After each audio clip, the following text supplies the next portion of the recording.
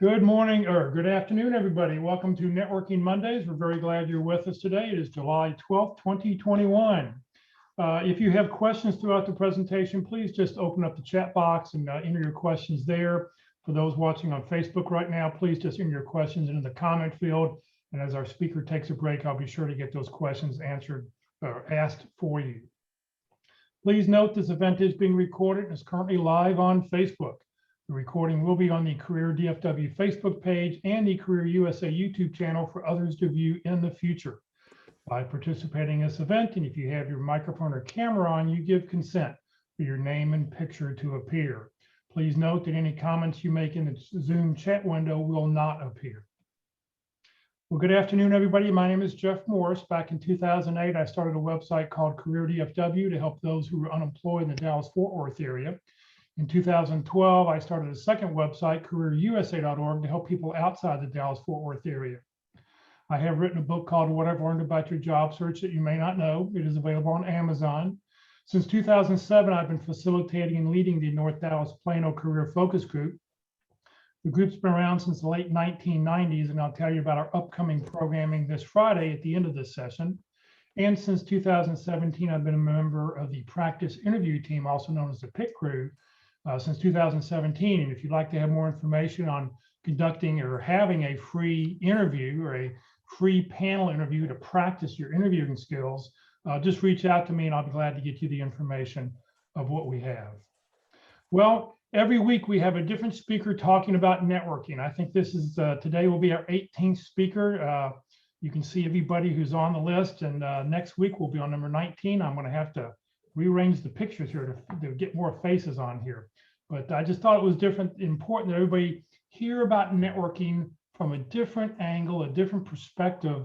And the talks I think have been very, very good.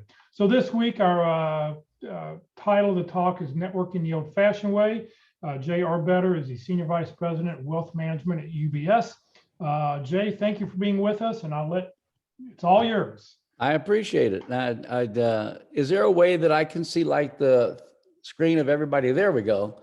That's what I was looking for. All right. So welcome, everybody. We're going to talk a lot about professional networking. The old-fashioned way, just getting to know people, getting people to want to be there for you and help you get the interviews you're looking for. I'm going to ask some questions. So if you can help me by giving some answers, we'll make this interactive and casual. And of course, if you have any questions, feel free to just ask. It may not be known that if you press your space bar down, you will be unmuted and you can talk. When you lift your space bar up, it'll go back to mute. So when I ask for some feedback, just put your hand on your space bar, give us your thoughts. Everybody will hear how you're feeling. And one thing I've learned is that if you're feeling it, everybody else is too. So we can always add and share and work together to get everybody the job they're looking for. My goal, and again, Jeff has written a book, and I have a book as well on Amazon called The Power Networking Strategy, The Personal Approach to Landing Your Dream Job. And I say that without hesitation, because my goal here today, and every time I speak to any group, is not to help you get a job or to help you get back in the workforce. My role and my passion is to help you get your dream job, right? And that's very different than getting a job. And so my goal is, and the reason I wrote this book is to give you information and skill sets that no one else on the planet has written a book about, and you can't find anywhere else. And I can't really give you everything I want to teach you or talk to you about in this workshop in an hour and a half. So the book is a reference for you to not have to take notes. It's like 13 bucks. And it has everything that I'm going to talk about today, plus a lot more, because we're learning a new skill set. Professional networking is not something I learned in the 3rd grade, 5th grade, 9th grade, or college. They don't teach us that anywhere. So professional network is something you have to learn along the way in any career field that you're in that nobody really teaches us. So I've given you the playbook, so to speak, to become a professional networker, which is a different life skill. And 80% of the best jobs in America, not the 80% of the jobs, but 80% of the best jobs in America are gotten through and landed through someone that you know. And invariably, when I ask someone, how did you get your job? So-and-so introduced me to someone. Yeah, very rarely does someone say, I'm in a passionate, wonderful environment and I found it on the internet. So the better we are at professional networking, the more likely it is you'll have a new skill set that'll help you the rest of your life. All right. So we're going to talk a lot about that. Now, what I've learned is, and there's an old adage that we've all heard, it's not what you know, it's who you know.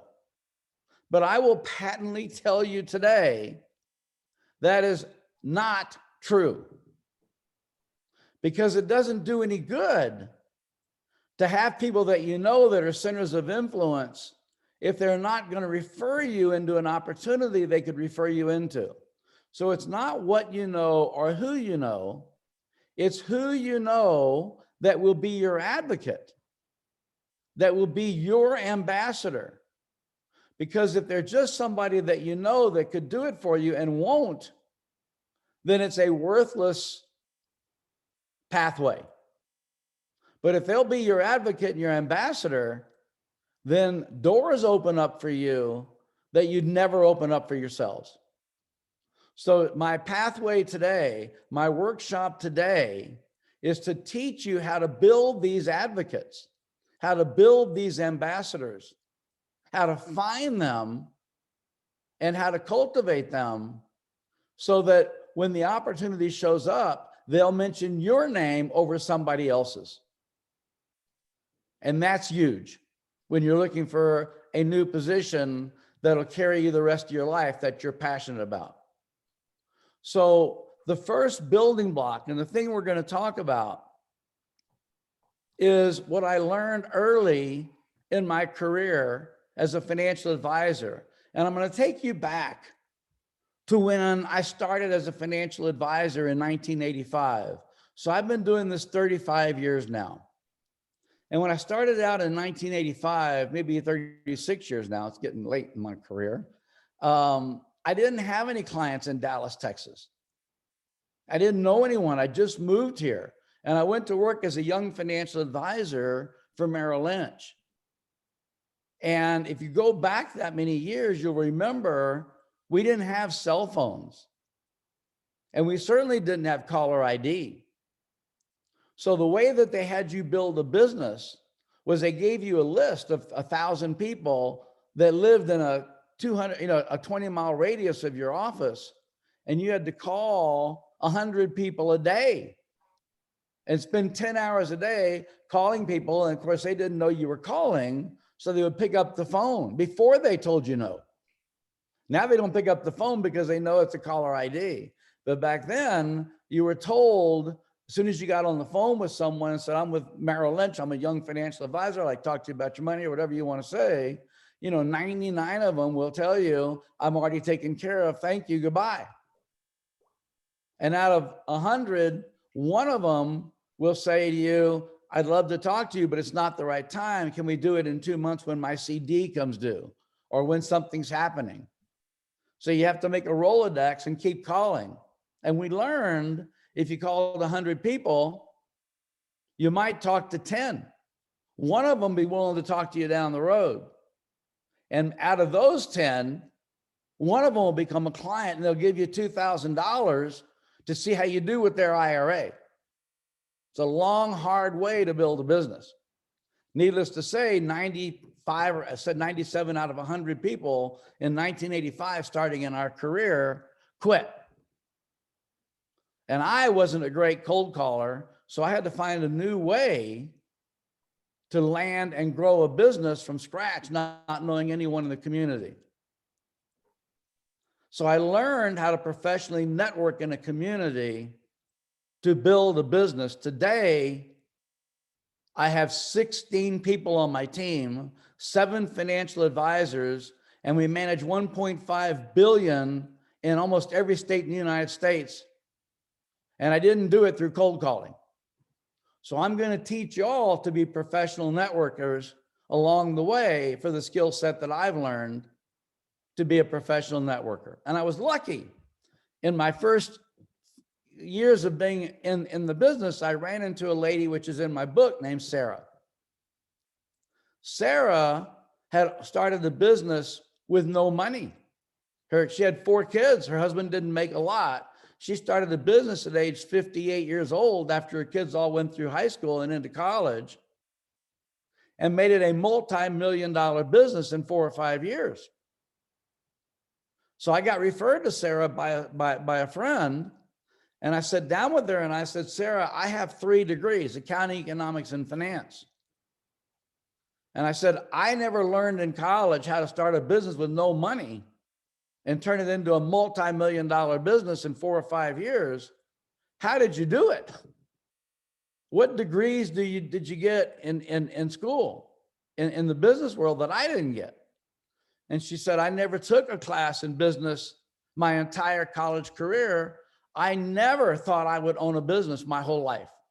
It just dawned on me at 58 years old to start this idea.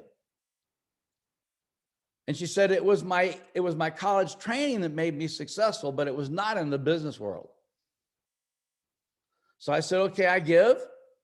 What education did you have that I didn't have? And she said, I got my degree in acting, and that's what made me successful. And she told me the first building block of being a professional networker right then and there. And I'm going to tell it all to y'all because it's critical you understand this as the #1 building block to build advocates and ambassadors. And what she told me is, when you are out of your house, you're on stage. And everybody's paying attention to the attitude that you portray when you're not at home. And if you have a negative attitude, you lose before you start, because no one wants to be your advocate, ambassador, or help you be successful in life when you have a negative attitude about everything going on around you. And in her acting career, she learned no matter how many rejections she got at the bank, and how many people told her she can't do this, and how many employees made her life miserable, she always put on a good face in front of everybody and had a positive attitude and looked forward to the next opportunity. So no matter the fact that we all have things we have to face in life, we've lost our job, we have debt, we have mortgages, we have kids, we have pressures. They're all hard. But we're on stage when we're out in the community. And all those things we have to kind of shelter and be our best person if we're going to build advocates and ambassadors that are going to change our lives for us. Because you have an opportunity right now today to learn how to change your life through professional networking. And we're going to discuss that in great detail. But that's the #1 building block, is you're on stage whenever you leave your house. And no matter how you're feeling, you don't want somebody that you want to be your advocate and your ambassador to feel that you're a negative person, because they won't be. So I'm not going to read to you all today except for 2 times. So I want to get this right for everybody. So I'm going to read this to accentuate how important it is that you have a positive attitude when you don't feel positive. And because she had a background in training and acting, she knew how to portray her best self when she didn't feel it. And this is written by a reverend in Frisco, Texas. And it says, the longer I live, the more I realize the impact of attitude on my life. Attitude to me is more important than facts. It's more important than my past. It's more important than my education. It's more important than my money. It's more important than the circumstances and failures or successes in my life. It's more important than the gifts God has given me or the skills that I've acquired. The truth is, attitude will make or break my company. It'll make or break a church. It'll make or break a family or a home. Attitude is what controls our opportunity to change our lives to be successful. And that's what Sarah was trying to teach me as a young financial advisor getting started. No matter how many times people tell you they're not interested and they don't want to give you their money and they don't want to invest with you, the next person you talk to, it doesn't matter what the last person said. You have a new opportunity. Have a positive attitude. And the Reverend goes on to say, the remarkable thing is we have a choice every day regarding our attitude. Well, what we want to embrace for that moment or that day. We can't change our past. We cannot change things that we can't control. But the one thing we get to play, the one string we do have that we can control is our attitude. And what Sarah told me and what the Reverend says, I'm convinced that life is 10% of what happens to me and 90% of how I react to it. So today, we're going to change your lives. Today, we're going to build a positive attitude when we don't feel positive, and we're going to bring advocates and ambassadors in to change our direction of our lives, to take that 80% that's in front of us and get into dream opportunities we would never have gotten into if we didn't know how to build advocates and ambassadors to introduce us. So now I'm going to ask for some feedback. This is the part I really need some help in from everybody, right? So what I want to ask you is, if given the opportunity to sit down with someone and say, I need help, I'm out of a job, can you help me? What would prevent you from feeling comfortable doing that? Because everybody has a barrier for this. And we need to talk about that before we can become successful professional networkers. So I need some help here from everybody here. Just push your deal. That'll bring you forward. And tell me what would make it uncomfortable for you to reach out to someone to say, I need help. Can you help me find a better position? Or I'm out of work. Any thoughts here? Well, if I had to call them up on the phone cold, that would make me uncomfortable. Okay. So it would be uncomfortable talking to somebody you don't really know very well. Right. I'm uncomfortable talking on the phone, period, unless they're really personable.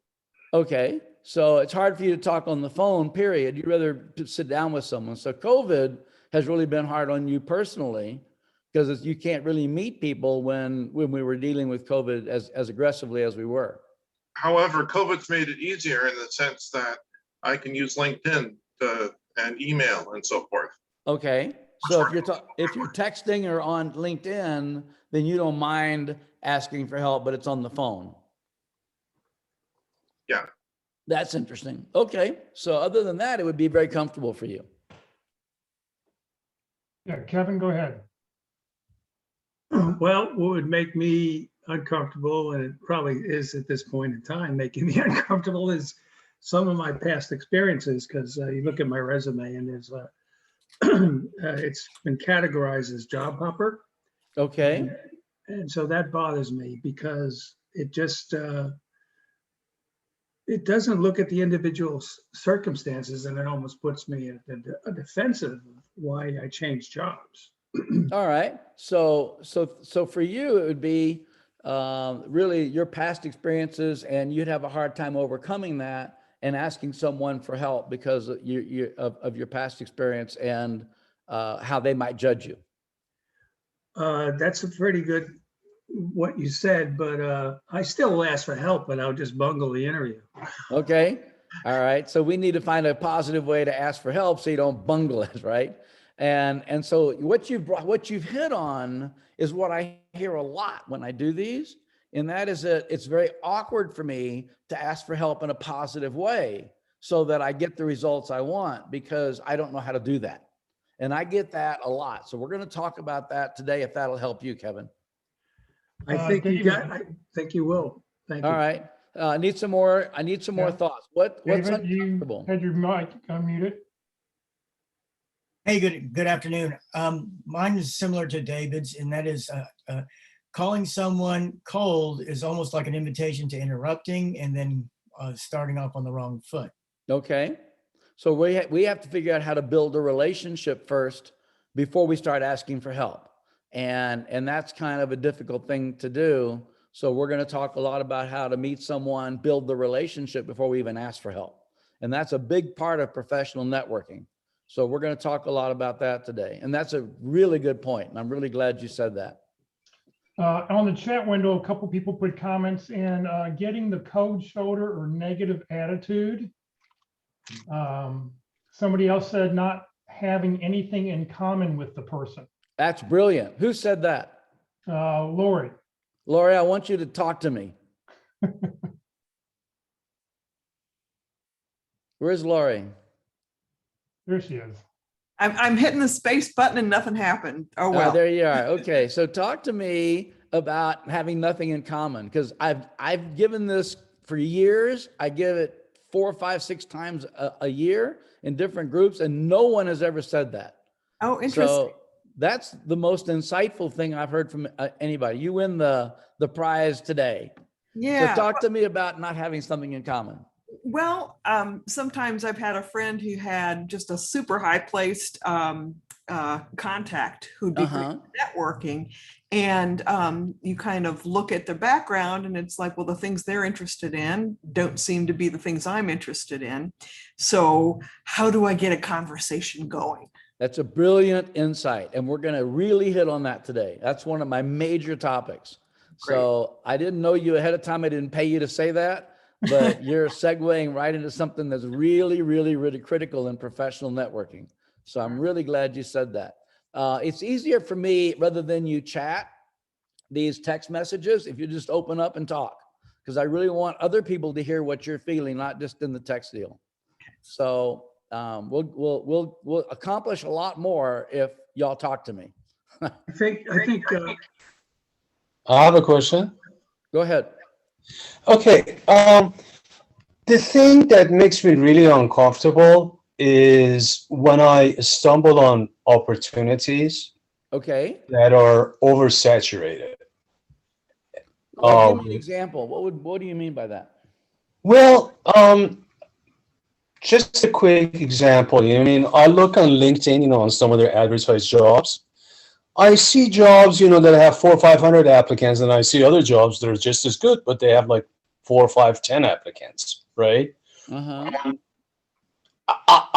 don't want to waste my time with the jobs that are getting 400 or 500 applicants. Okay, and you've really brought in another dimension that we need to talk about because it's part of professional networking. Because when you go on LinkedIn and you see there's 400 or 500 applicants, those applicants are nothing more than a sheet of paper to the interviewer. So what we're trying to do in professional networking is we're trying to get our resume right in front of the decision maker by someone that knows them. And that changes the dynamic from the 400 or 500 to you being the only one.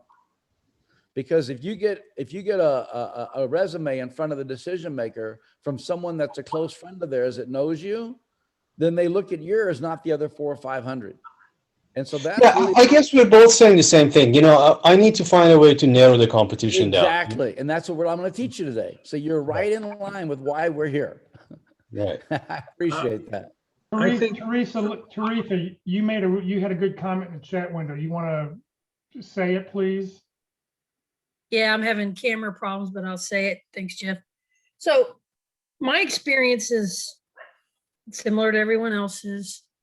If I have found that if people have never been out of work, they don't use LinkedIn. Sales, business development folks do. I get cold calls all the time through LinkedIn. Can you buy my software? Can you do this with my background? Even HR people. I have done lots and lots of networking into companies, found a great job that's a fit, found somebody I knew secondhand or been introduced. And HR people, to me, I don't understand why you're in HR if you ignore your LinkedIn messages. I'm sure they get a bunch, but people do not use LinkedIn like the quote job search industry would think they do. I didn't use it till I was out of work in 2016, didn't really use it as a tool. I do now. Every time somebody asks me for help, I help, but I don't find that that's received back. No, and you're right. And so you're hitting another dimension, and that is who in the world should we be connecting with and who should we not be connecting with? And how do we identify those people that are going to be our advocates and those that aren't? And so you're finding a one-way street where you're willing to help everybody, but it's hard to get somebody to feel like you do on the other end. So we have to find those people, identify them and work with them and ignore the rest of the world. So I'm going to talk a lot about that as we go on through this hour and a half.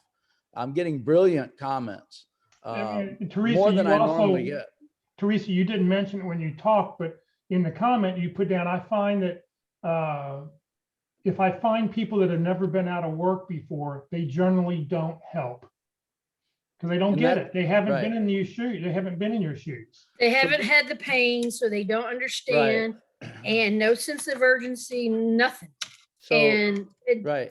I think almost everybody in the world needs to be out of work once in a while to understand what this community is like. Well, I can honestly tell you, Teresa, I started my career in 1985, and I've owned my own business for the last 36 years. But before that, I had never really had to look for a job because I've always tried to start my own business. So I don't really have the experience that you're talking about, but I spend my entire free time and all my passionate time helping people that are in that position. So you may be shocked at how many people who haven't had job losses are still passionate about helping people who have. We just have to find them. And I'm going to show you how today. How's that sound? I'm all ears. I'd like to have found them yesterday, but let's find them tomorrow. All right. So we're going to find them. I have a comment. Go ahead.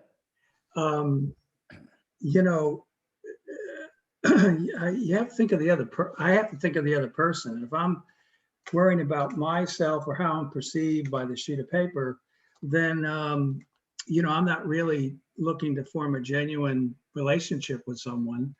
I have to be, remember to be very curious about the other person, learn some things about the person, what's important to them, and make some connections on the same, and stop worrying about myself.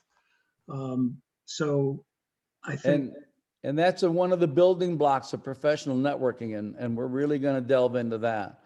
A lot of times I get, I don't like asking for help because I think I should be able to do it on my own. And that's always a barrier for professional networking. And I also get, I'm kind of embarrassed to let anyone know that I'm out of work. I got laid off, something's wrong with me and I don't want to be judged and I'm embarrassed. And then I also get comments like, I don't want to impose on my friends. It's not their job, their role in life to help me get back in the workforce. So I don't want to impose on my friends.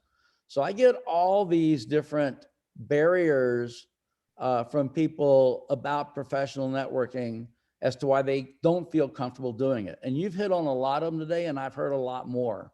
And it's really hard to want to go out there and learn a new skill set and develop something like this when internally you don't really want to do it anyway, right? Because you don't want to impose on people. You don't feel like they're going to respond positively to you anyway. You don't feel like you have anything in common with them. You already know up front they're not going to help you because they've never been in your position. So you have all these negative feelings that we live with before we ever step into the ring to win, right? And so before we can win, we got to get out of these negative feelings to get in the ring to win, right? So the way that I perceive this is if there was a locker room and you put the amount of money in the locker, 50 million, 100 million, or 10 million, I don't care what it is, but it gives you more money than you ever dreamed you'd have your whole life and you'll ever need, but the locker is locked. and there's 20 people in the room, and one of them has the key, right? So all you have to do is ask each person, do you have the key? And one of them will tell you, I've got the key. Go open the locker and the money's yours. Not a bad gig, right? It's better than 100 phone calls. Right, but the question is there anything that I've heard today of embarrassment, judgment? They're not going to respond to me. I don't even know them. I have nothing in common with them. Why would they help me? Right? Which one of those things would keep you from asking all 20 people that you don't know, that you never met, that are probably going to tell you no until you find the right person that says yes? Which one of you is not going to ask 20 people if they have that key and walk away from the room because of all those reasons? I would submit today that there's not one person here that wouldn't ask all 20 people, do you have that key? Till you found the person that had the key, they opened the locker for you, and you're set for life. None of the things we heard today would keep you from doing that. If there's anybody that would walk out of that room, tell me now. Can I add something? Right? Go ahead. Thanks. One of the big challenges I find is when I run into people online or in person or otherwise, and I have absolutely nothing in common with them. Their field is, I don't know, economics or finance or accounting, which I know I understand. nothing about, could care less about it, never had a course in it, never even volunteered in it, never worked in it.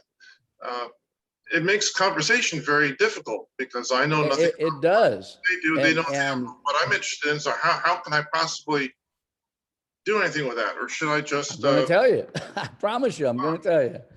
All right. So, but we got to get past the point of willing to step in the ring, right? So if every one of you would say, I'd ask all 20 people till I get that key, I would submit to you that given the right professional skill set, which I'm going to talk to you today, there's someone out there you already know or you could meet that has the key that'll change your life. We just have to find that person. And then they'll know somebody that'll get you into your dream job. 80% of the best jobs in America are gotten through someone that we know. So what I want to do today is to take away all those anxieties and fears and disconnections and make it comfortable for you to step in the ring to win, to ask 20 people, do you have the key? And let's find that one person that does, that'll change our lives. All right. So in order to do that, we have to understand what professional networking is. And to hit right onto your point, I'm going to read to you the definition of professional networking or networking. And this is really important because it goes right to the point. If we look at networking as a noun, it's a supportive system of information and services among individuals and groups having a common interest. It's actually in the definition, having a common interest. The bottom line is you cannot build an advocate or an ambassador with someone you have no common interest with, because networking starts from working with someone that you meet or socialize with that has a common interest. All right, that's the noun. As the verb, it's to cultivate people who can be helpful to one professionally, especially in finding employment or moving to a higher position that you have a common interest with. So to Teresa's point, if you meet someone you have nothing in common with, forget it. You can't network with them.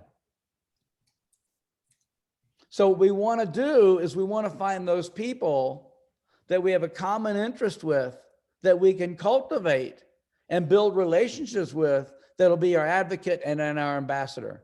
Professional networking starts with the two big building blocks. One, a positive attitude. Two, finding people you have a common interest with and building those relationships. Now, we live in a society where there's a subset of people that have a common interest that they don't even have to cultivate or build. They're naturally built, given it by God. And when they get there, it's the most passionate networking group on the planet. And as good as I am, I will never be as good at networking as this subset. And every time I give a presentation, I ask, can anybody figure out what that subset is? No one can. But the truth is, the best subset for professional networking in our society are new mothers. Because as soon as you find a new mother in a group of new mothers, they share everything. They're all of a sudden best friends. And they share pediatricians, and they share, discounts and where they shop and where they go, and babysitters and all kinds of daycare centers. New mothers are the best networkers on the planet because they have a common bond and a common interest and a common passion that's unbreakable. And most people build lifelong friendships from their early play groups, from new mothers, that we don't get a chance to even touch in the normal world, to find those kinds of relationships.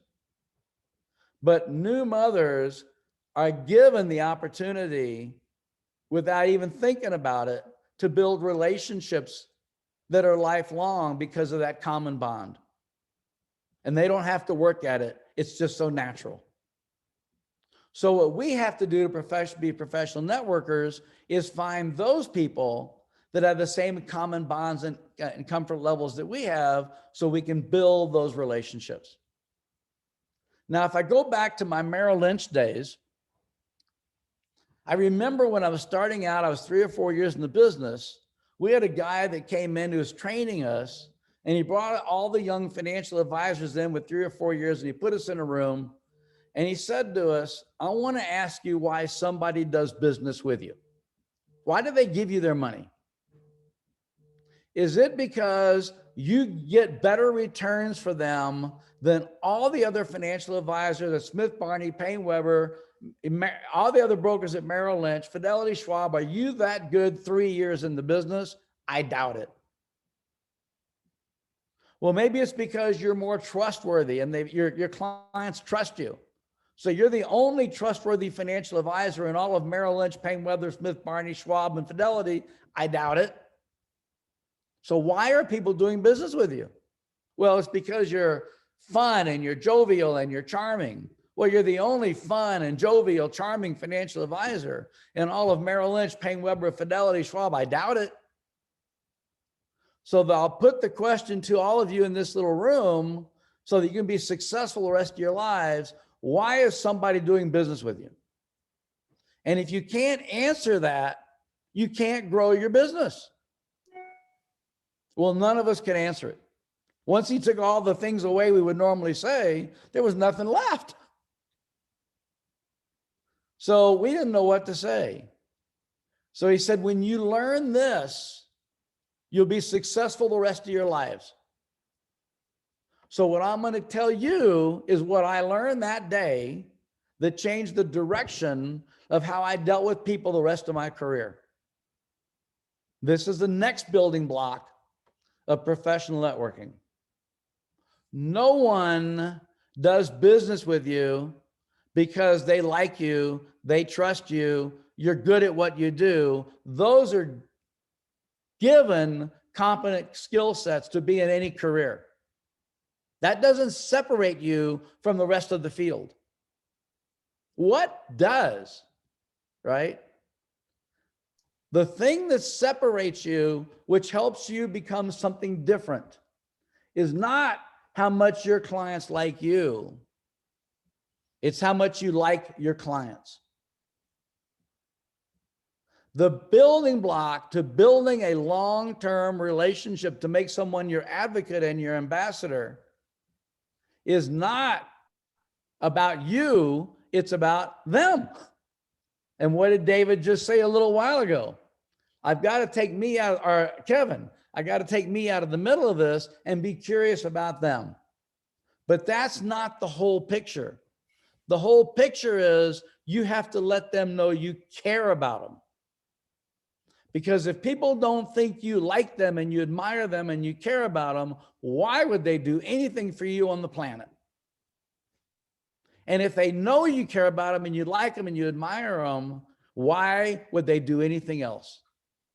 So the next building block to making someone an ambassador, to making them your advocate, is to change the relationship with them forever by telling them point blank why you like them, why you admire them, why are you related in that relationship.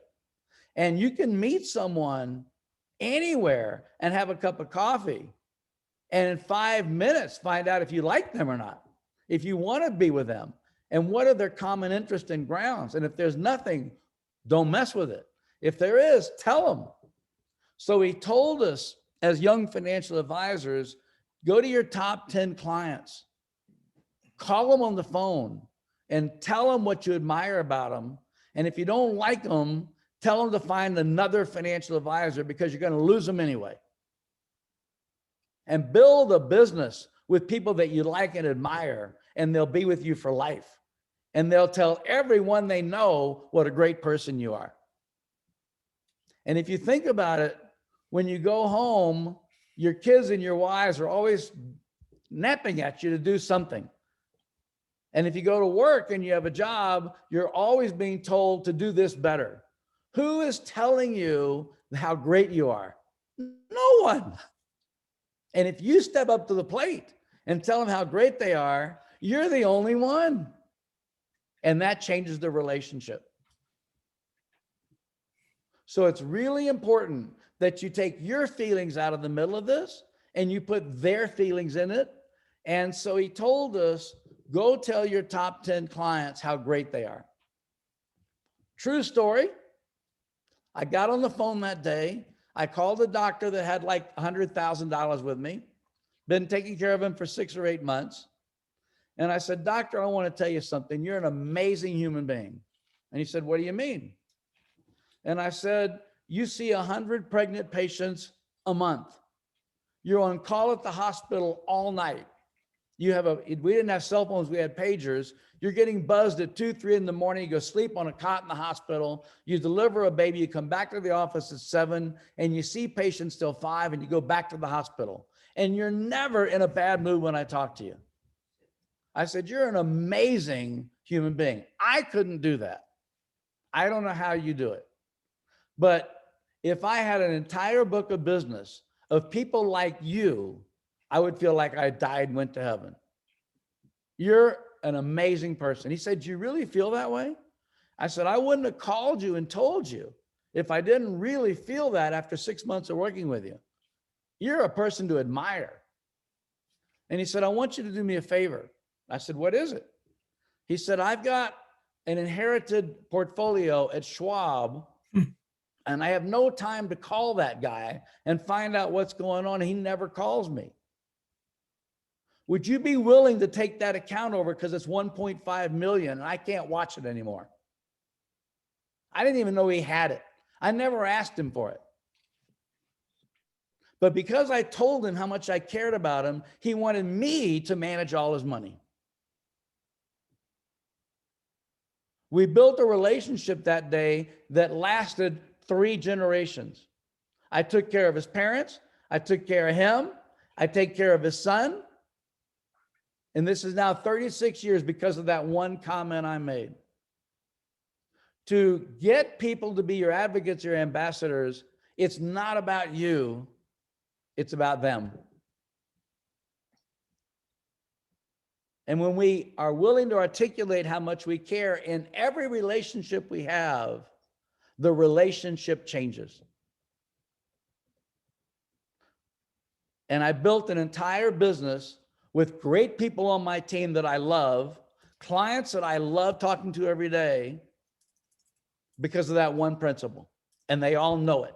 And I tell it to them regularly. It can't be understated. Can I ask a question? Please. This is Teresa. I'm going to throw a wrinkle into this. I love it. I understand exactly what you're saying, but for those of us that are not in sales or business development or product development, Yes. your approach is a little bit more. I don't have clients. I worked internally, supported IT, supported my company and all the employees in the organization. And from this an isn't about clients. This is about people that are going to be your advocate to help you get a job. right, It's but the let same me. skill set. It's the same skill set. Absolutely agree. And there are people that I've reached out to. Hey, when I land, I'm going to have these needs. I'm going to need your services for these tools over here. Those kinds of things are real. And people I've worked with in the past, recruiting firms or software technology firms, I've been able to do that with them. But where's the gap between, these relationships? You're cultivating these things. Yes, you work with people, you get to know them and have coffee if you can. But what if an amazing opportunity pops up through, I know this is not the ideal way to do it, but we're all doing it because it's one more tool in our toolbox. There's a great job, and our alert hits a job on LinkedIn. Company XYZ has posted a job, and we don't have any relationships there, but gosh, we're a darn good fit for that job. That networking into an individual and at that organization, whether in the same department or the HR recruiter, you don't have time to cultivate that relationship. And Teresa, I think that if you looked at the speakers that talk about LinkedIn skill sets, they teach you how to find people that know someone that you already know in your first connection group, that knows someone in that company. So Jeff, if I'm not wrong, you have LinkedIn professional speakers that talk about how to get 3 or 4 degrees from separation, to use LinkedIn to find someone you know personally that knows someone in the company you can go to already, right? Yeah, every Tuesday at 1 o'clock, we do a session on LinkedIn. Yeah, I'm familiar with that, but a lot of times it's not effective. You don't always have a second or third level. But I understand. If you don't, you don't. But if you can find it, you've got a leg in nobody else has. And the more people you know that we're going to talk about today, the more likely it is you'll find someone you know, because we're going to build a whole network of professional advocates through what I'm going to talk about today that you didn't even know you knew how to develop. So we're going to add to that, to a lot of people that you don't already have connections with, so that you can have people resources to go to you don't have today. And it's a process, and it goes on all the time. And we're going to talk about how to get there. So it's really important that we build a whole new skill set from scratch. And that's what we're going to do today. But I appreciate that, because the more people you know that'll be your advocate, the more likely it is when you find something, you go back to that second degree or third degree, you'll find somebody that you didn't even know, that you didn't know today that you met, that worked for you. We plant seeds. It's a shotgun. You don't know what's going to grow, but you keep planting seeds. And the more seeds you plant, the bigger the field you got. That's all I can tell you. Okay. And so, and to make it even more important to you, when you want to build that network, the way to do that from scratch is to do the following. And what you're going to do is you're going to take a spreadsheet out, an Excel spreadsheet. And in column A, you're going to put down every human being you know. It doesn't matter if they're your tailor, your bookkeeper, your accountant, your doctor. Put down every person that you know in column A. We're going to really start to build this network. In column B, you're going to put down what you have in common with them. And if you can't think of anything that you have in common with them, a hobby, an interest, or whatever, you're not going to follow up with them. But first, you got to put down everybody. Then in column B, you're going to put down what you have in common with them. How do I know them? Do I play poker with them? Do I go to Mahjong with them? Did I bowl with them? Did I work with them? What do I have in common with them? How do I know them? Do we have anything that's passionately in common? In column C, It's what do I admire about them? What do I really, really think they're special about? Articulate that in writing before you ever call them or talk to them or sit down with them to build this relationship. If you don't like them, when you start thinking about it, never follow up with them.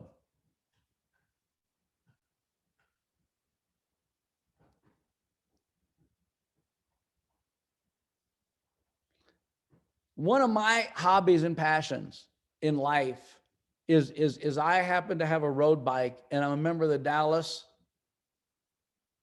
Plano Bike Association. We have 950 members.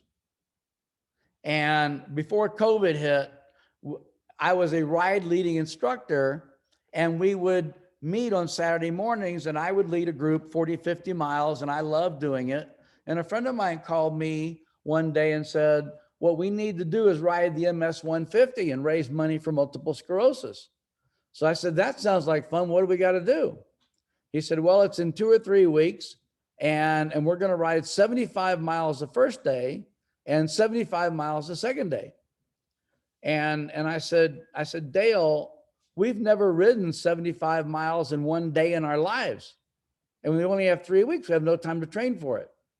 And he said, but if we can ride 50 miles, 25 more miles just takes longer. We can do this. We don't need training. We're in top condition. So I said, okay, let's try it. So if you've ever done an MS 150, you can either raise money outside or write a check, and then you get a packet, and they give you the shirt, and they give you the square with the number on it, and they give you where to start and all this other stuff. And in MS 150 and was May 10th when I did it. And it started at 7:30 in the morning. You had to be there by 6:30 because they have to check your helmet, your bike, your brakes, make sure you're safe because there's thousands of other riders, and they want to make sure everybody's safe on the road. So I get up at 5:30, which I do anyway, and open my packet, and there's no MS 150 bike shirt. And I don't know what happened to it, but I don't have it.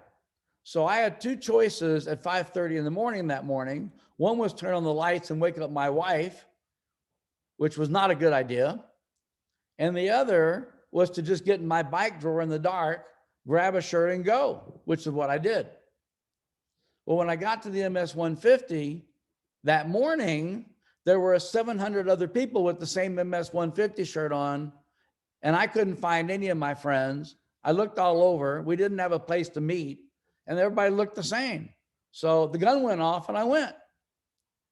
And so the first 50 miles was pretty flat going west towards Fort Worth. We had a big luncheon waiting for us in a big tent, no big deal. But I didn't know 3 things that changed everything. One, it was going to be 107 degrees that day afternoon because the sun was going to get fully at the top in May, which is an early hot day for Dallas, Texas. Second is, as you get farther west, you get really steep hills. Well, we don't have any hills where I ride in Dallas, Texas. So I wasn't trained for hills. And third, the wind kicked in at about 14 miles an hour. And they have a rest area every 10 miles. And they have vans that will pick you up if you can't make it. So 4 miles into after lunch, there's people all sitting on the side of the road because of the heat and the wind and the hills waiting for the van. But I just don't quit. Never have, not going to. I've got to endure it. So I'm going in this heat. My average is 17 miles an hour, and I'm traveling about 8 miles an hour up these hills and in this wind and this heat, which means it takes a lot longer to get to a 10-mile rest area than I really wanted to do. And I'm sure they moved it anyway because it kept getting farther and farther away from me. And finally, God knows how long, I finally got to the rest area. I'm exhausted, I'm hot, I'm tired, I'm exhausted. And I waited 30 minutes, cooled down, got lots of fluid, lots of water, and I knew I wasn't going to make it to the next rest area without stopping. So I had it in my mind every 2 or 3 miles, I would stop, get water, get cooled down, and just take longer to get there. And not worry about how long it took me to finish today, but I was going to finish this 75 miles. Even if it took me till 5 in the afternoon, I was going to do it just stopping more often. Somewhere in that whole process, my hands, I couldn't even get them off the steering wheel anymore. My sides were in so much pain, I couldn't breathe. My legs were all cramped up. My toes were curled, and I knew I was done.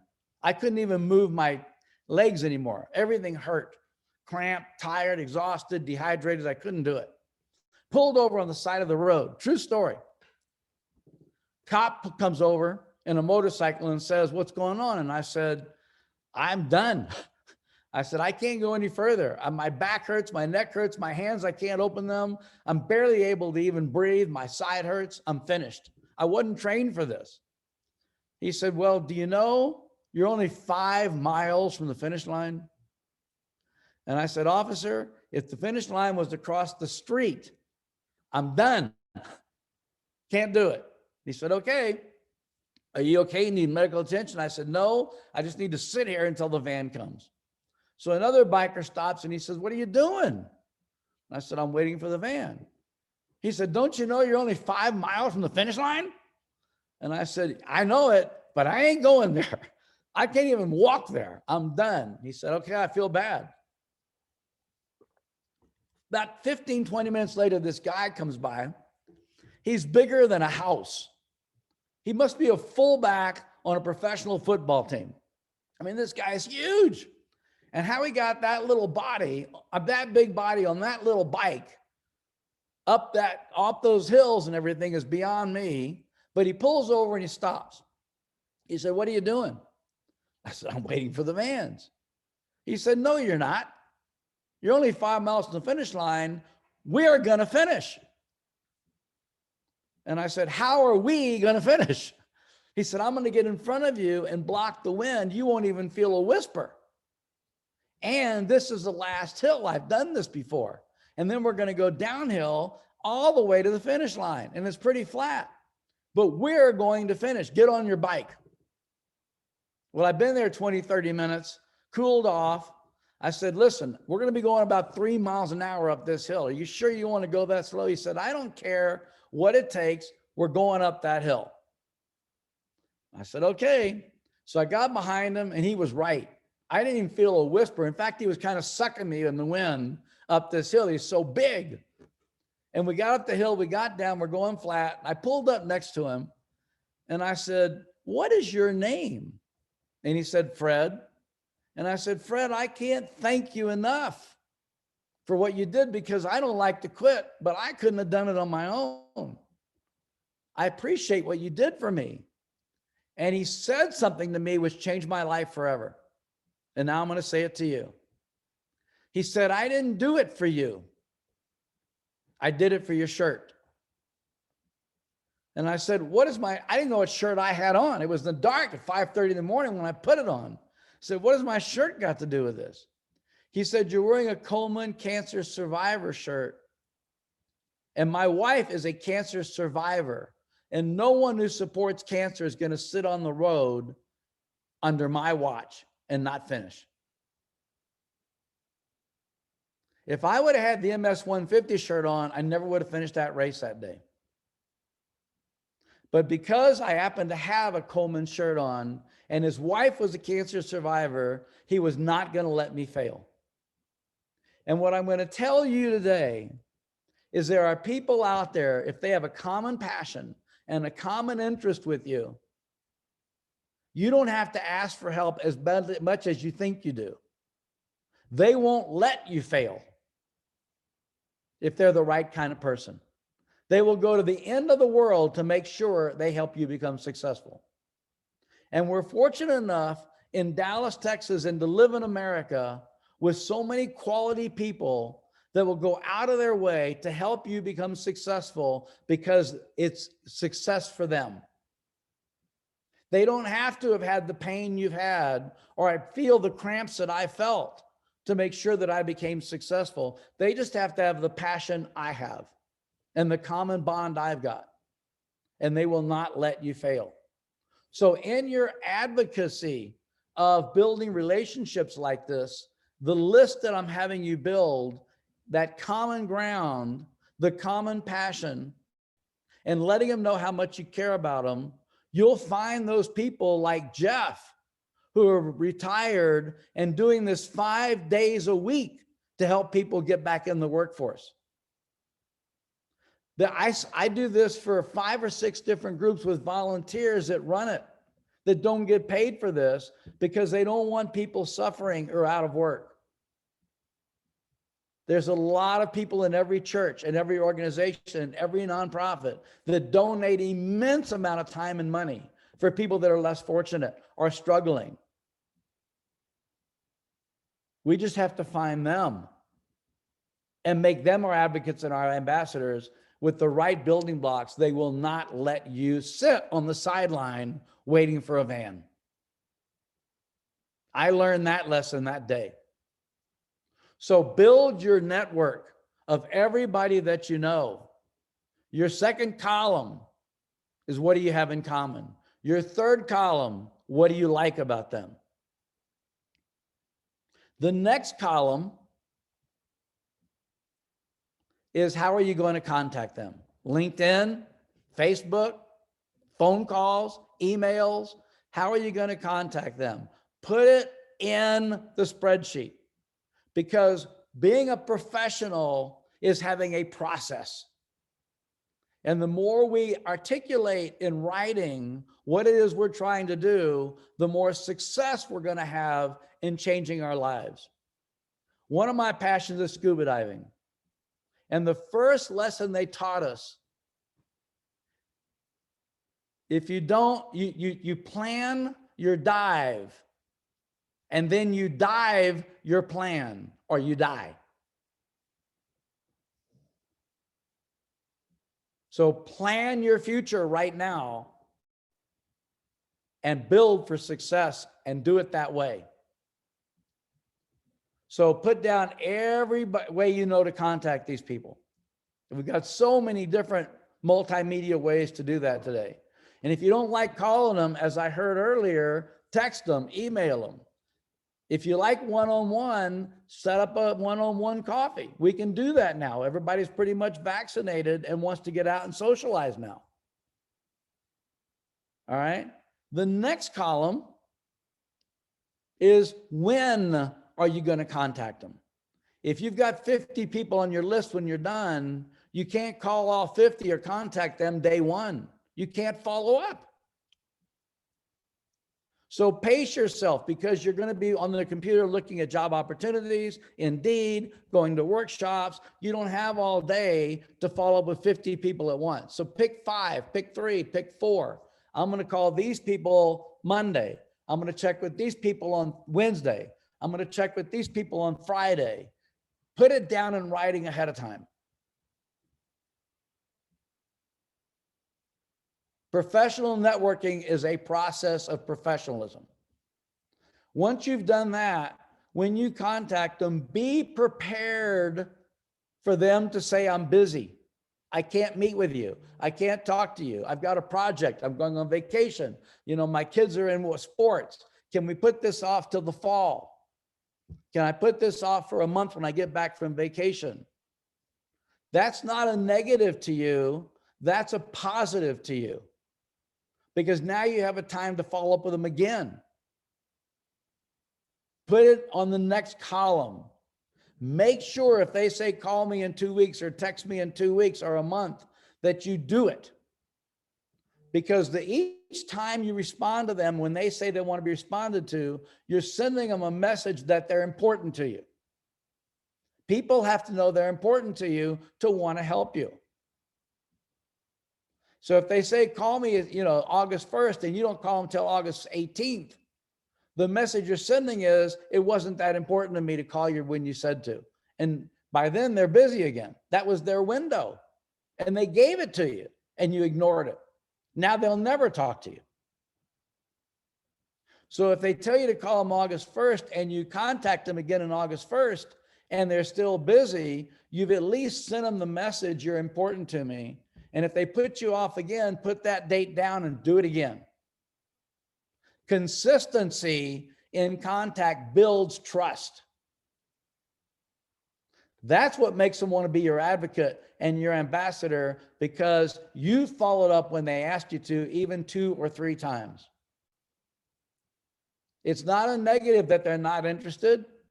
It's a positive that they want, that you get an opportunity to build that relationship and build that trust. Follow up when they say. When I started in my career, I always knew when a CD was coming due. When I talked to someone, I have a CD coming due in January, contact me then. 4 days before January, I called and said, we talked in August, you have a CD coming up, can we talk about it? Well, I'm going to renew it because rates are really high for 3 more months. Can you call me then? We'll see where rates are. 3 months, I called them again. You build trust when you build consistency. So make sure you follow up. That's section 1. The last column in your spreadsheet, I'm not going to tell you what that is right now, but it's really critical we talk about it, so we will get there. Hopefully I'm not boring anybody today. All right. So the next section in your spreadsheet is really critical that you prepare for this.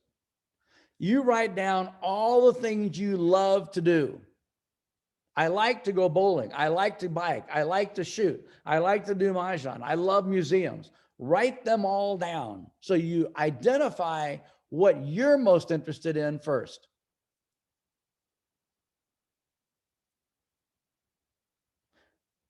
On the internet, there's always groups and associations that meet to do what it is you like to do. There's a biking association, there's a shooting association, there's people that like to go to museums. Whatever it is that you like to do, find them on the internet and write them all down on the next section, so that you start meeting people that have jobs, that are successful, that like to do what you like to do.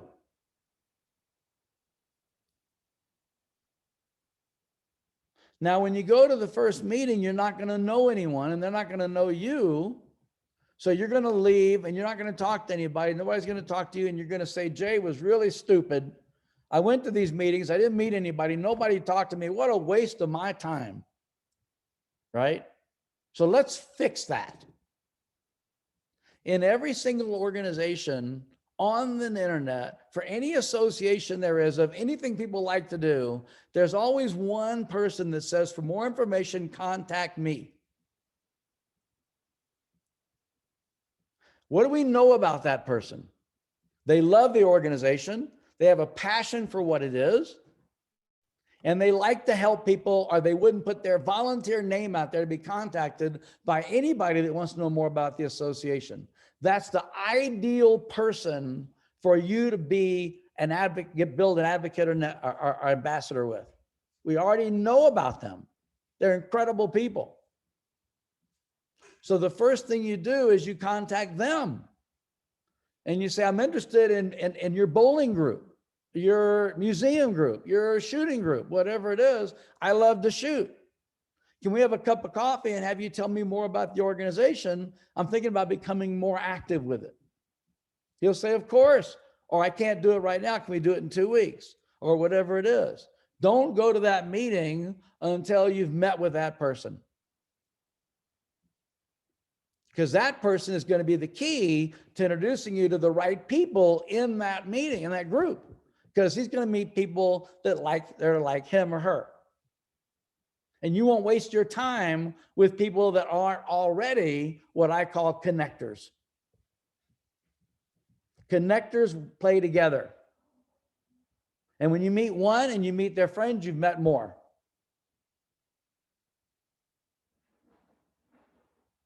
So when you go to that first meeting and you've had a cup of coffee with him or her, and they introduce you to people, you won't feel like you're sitting in the back of the room and you don't know anybody. You'll have credibility the first day you go in to that first group meeting, association, or fun deal that you guys do. You're unemployed. You have time to build friendships with things you like to do with the right people that are advocates and ambassadors that can change your life. These are the skill sets for doing it. If you went on a date and all you did was talk about your last relationship and how bad it was, you won't have date number 2.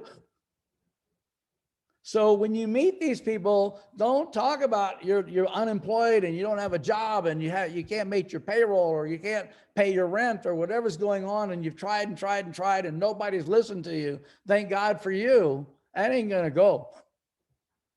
You have to have a positive attitude to your future. Get in the ring to win. Have that positive attitude that you're going to have fun, meet people, build advocates, and change your life with the right friendships and what you can add for value. But the way you add value is by telling them how much you're excited about what it is they've done, the time they've given to the organization. What else do they do? What else are they involved in? Get to know them. It's not about you, it's about them. I do financial planning for a living.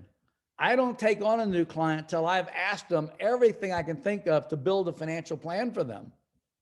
I know about their family, their friends, their debt, their autistic children, their second marriages, their busted businesses. I know about their Alzheimer patients. I know how much debt they've got. I know everything about a client that you could possibly know before I take them on as a client, because I do a financial plan. In my 30 years of doing financial plans, how many of them do you think know that I have 2 daughters? None. They don't care. You think they sit there and say, how are you? How are your kids? Are they doing well? I've never had a client ever ask me that. They don't care. It's not about me. It's about them. Imagine if I did a financial plan for a client. I said, let me tell you about my debt and my kids and my house and everything else. They'd think I was off my rocker. So when you're meeting these people, just imagine how exciting it would be for them to hear you tell them, I admire someone like you who gives their time when they're fully employed and have a family to this group.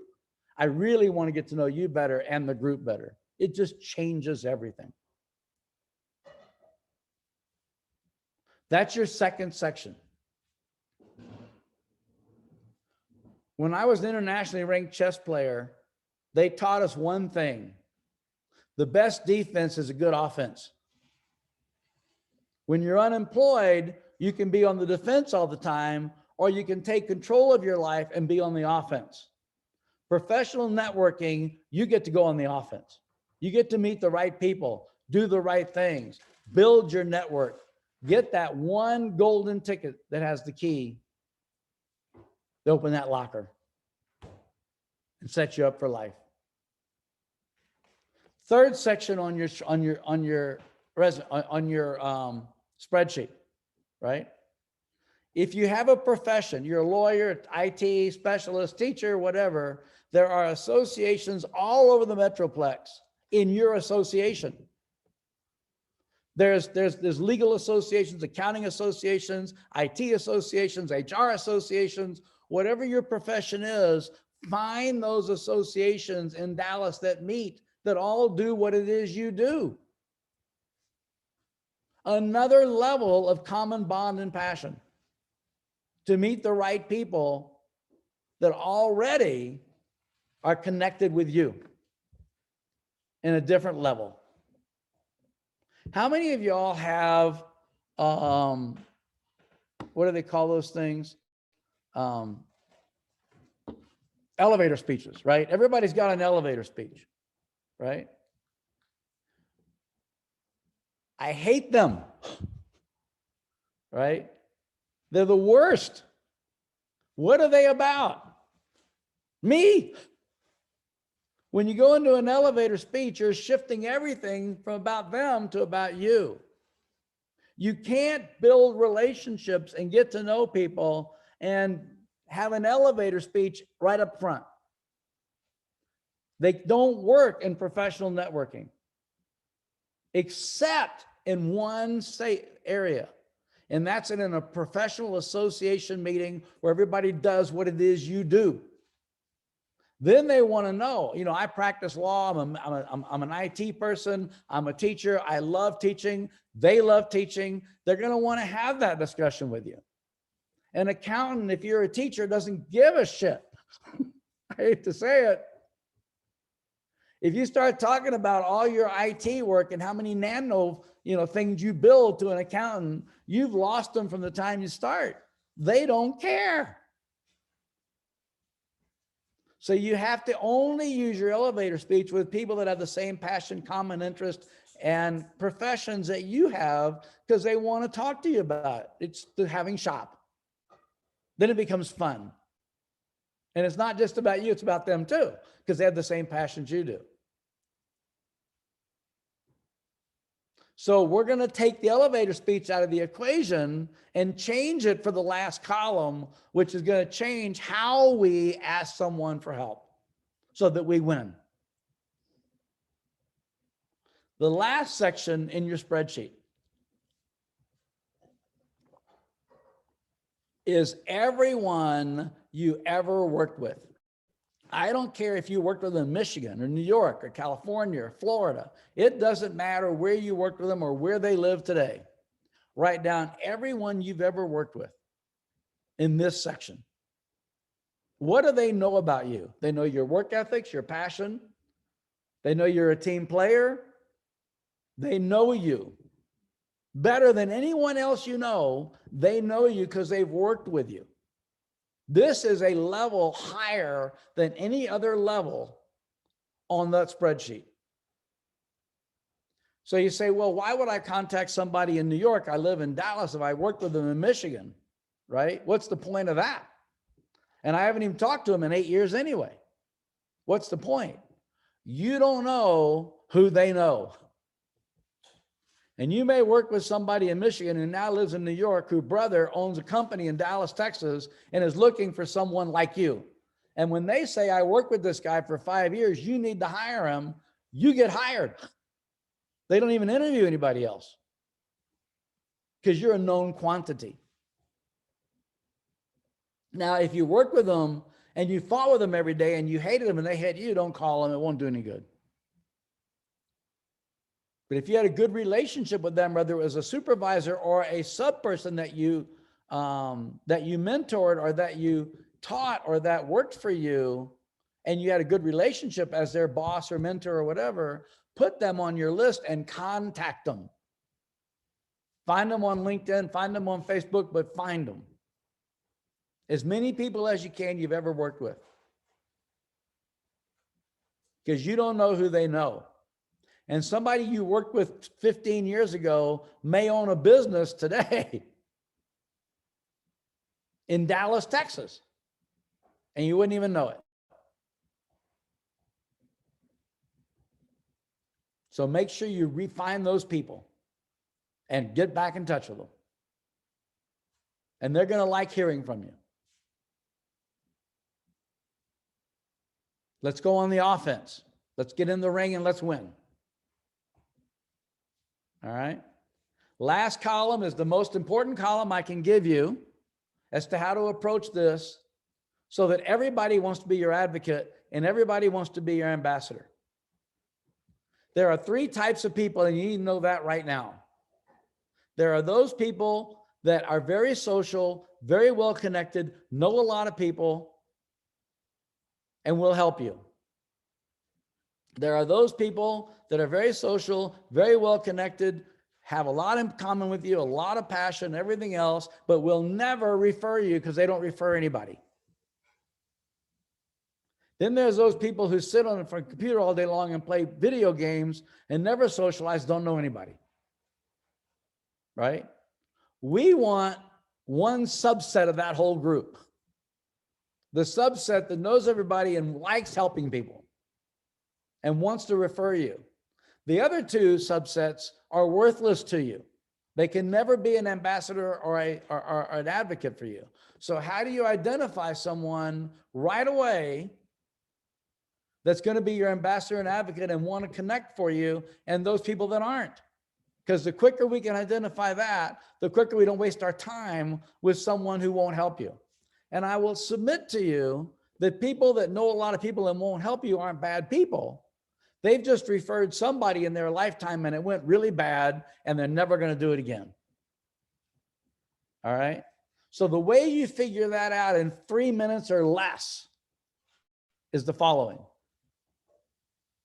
Whether you sit down with a cup of coffee, are you having a one-on-one conversation with them on the phone, or you're emailing or texting, whatever's comfortable for you, say, I'm looking for a pediatrician, I'm looking for an electrician, I'm looking for a yardman. Do you know anybody that I can talk to? Because I'm trying to find someone to replace mine. And if that person says, I don't know anybody, they're never going to refer you either. Don't waste your time. Take them off the list. Don't follow up. You can be friends with them. They might be great golfing buddies, but they're not good advocates. Don't go down that pathway with them. They're nice people. They just don't refer. Or they don't know anybody because they sit in front of a video game all day long or read books. I don't know. Introverted people. So that when you ask them, do you know an ambassador? Do you know an electrician, a pediatrician, a yardman, whatever you want to say? I don't. They're never going to refer you. Don't waste your time. But if he pulls out a Rolodex and says, call these 3 people, one of them probably will fit you. Given the opportunity, they're going to refer you too. They're high on your list. Everybody else falls down the wayside. So you build this whole big spreadsheet, and then you start culling it down quickly to those that really fit. Passion, common, you like, and like to refer people. Imagine what that spreadsheet looks like in your life.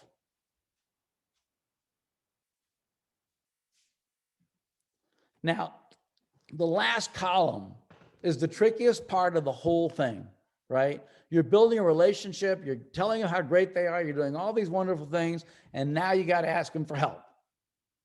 And you don't want to impose on them, and you don't want them to feel used. You want to make them feel good about the whole experience. And you don't want it to be about you, you want it to be about them. So you have to do some research here and find 4 or 5 companies that you like to work, that you want to work for in your metroplex. And according to Jeff, there's people that live around the country here, so you don't all live in Dallas, I guess. So some live in Fort Worth. I don't know where you all live, but find 4 or 5 companies in your demographic area that you want to work for. And write them down before you ever ask for help. Because when you talk to an accountant and you say to him, I build widgets, do you know anybody that's hiring building widgets? The answer is always going to be probably not. Because they don't build widgets. They don't know people that build widgets. So they can't help you. But if you say, I've done some research, there's 4 or 5 companies in my area that I can add value to, that I'd be a great team player that fit my personality perfectly. Do you know anybody in these companies? Now that can ring the bell. Hey, I've got a good friend in that company. Let me call him for you or her for you. Because now it's about where you fit, and they feel like they're doing a friend a favor by bringing you to the table.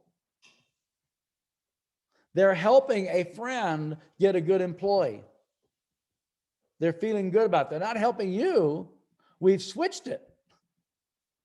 They're helping someone they know find a really good person if they have an opening to fill their problem. The hardest thing an employer has to do is to fill a role with the right person. And they have to interview 3, 4, 5, 6, 10, 15, 20 people, which always end up to be a dead zone. I've had to do it.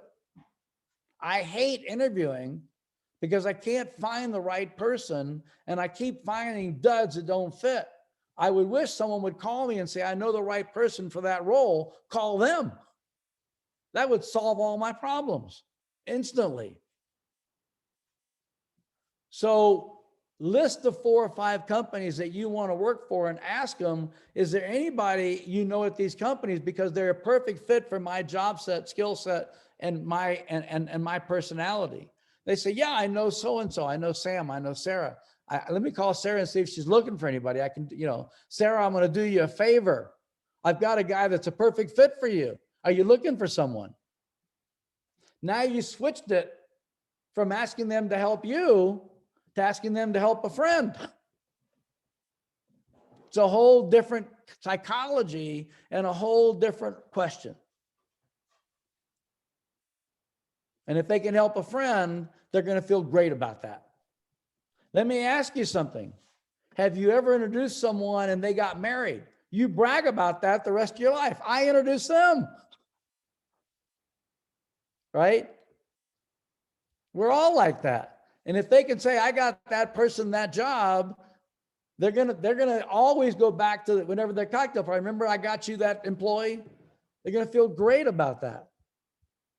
If we have the right people and we do it right, people feel great about it.